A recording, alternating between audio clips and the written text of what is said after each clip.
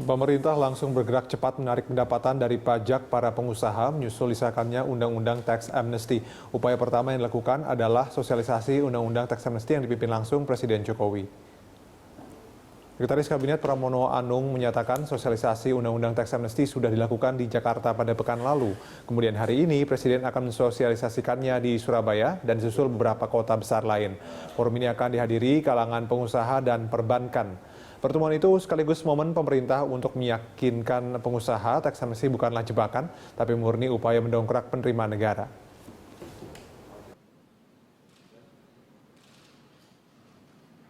Pemerintah secara sungguh-sungguh dalam hal ini dipimpin secara langsung oleh Presiden untuk melakukan dan juga meyakinkan bahwa pemerintah dalam hal ini dalam persoalan tax amnesty dilakukan secara terbuka, transparan, bahkan sosialisasi di beberapa tempat dipimpin secara langsung oleh Presiden.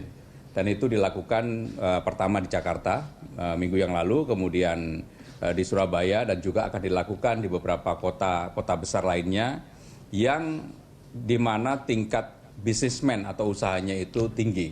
Kenapa ini perlu dilakukan? Sebab karena sudah diundangkan, ini supaya memberikan keyakinan kepada siapapun yang akan menggunakan undang-undang ini atau tax amnesty ini, supaya mereka tidak ragu-ragu. Pemerintah sama sekali tidak ingin seperti yang dikhawatirkan beberapa pihak, beberapa kelompok, bahwa ini bisa menjadi trap atau jebakan. Sama sekali tidak ada. Dan tax amnesty ini dilakukan dengan sungguh-sungguh, dengan harapan kemudian siapapun yang mempunyai uang, terutama yang di luar, itu bisa kembali.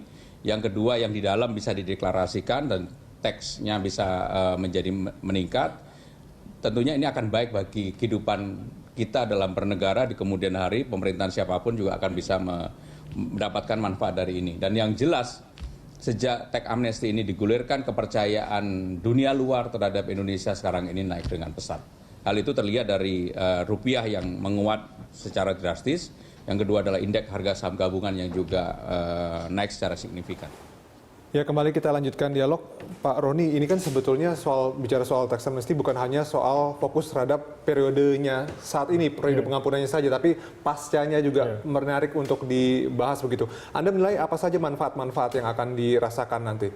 Ya, pertama memang kita ingin meningkatkan orang sadar akan punya NPWP dan menyampaikan SPT. Karena gini, misalnya penduduk kita 240 juta jiwa.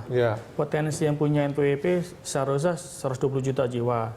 Tapi dari 120 juta jiwa itu yang menyampaikan SPT hanya 10 juta jiwa dan 1 juta jiwa yang menyampaikan kurang bayar. Nah, sekarang kan ada time lag tuh antara 10 juta jiwa yang bayar dengan potensi 120 juta jiwa kan 110 juta jiwa. Nah, di sini sebenarnya dengan tax amnesty ini kita ingin meningkatkan data basis pajak tadi. Jadi orang sadar bahwa dia ngakui, oh ini saya deklarasi saya punya uang di mana atau repatriasi harta di mana itu tadi. Iya, jadi basis datanya menjadi luas, diperluas segala. Dan kemudian bagaimana dengan efektivitas untuk membuat para wajib pajak jadi lebih taat pajak begitu ke depannya? Ya, sekarang kalau kita melihat pengalaman yang SPT 2015 kan 2015 itu kan Ditjen Pajak sudah ada namanya SMS Blast. Jadi dia sudah meng-SMS ke orang yang menyampaikan SPT bahwa terima kasih Anda sudah menyampaikan SPT, karena itu melalui email. Nah, itu kan artinya bahwa Ditjen Pajak sudah punya data nomor handphone, nomor telepon rumah, email, sehingga dia bisa memberitahukan itu tadi. Nah, situ tadi memang sehingga orang sadar bahwa oh iya saya harus bayar itu tadi kan. Iya, dan ini juga mungkin bisa mencegah wajib pajak untuk tidak lagi menanamkan asetnya di luar negeri begitu, Pak? Iya, bisa. Komentarnya seperti itu juga. Iya.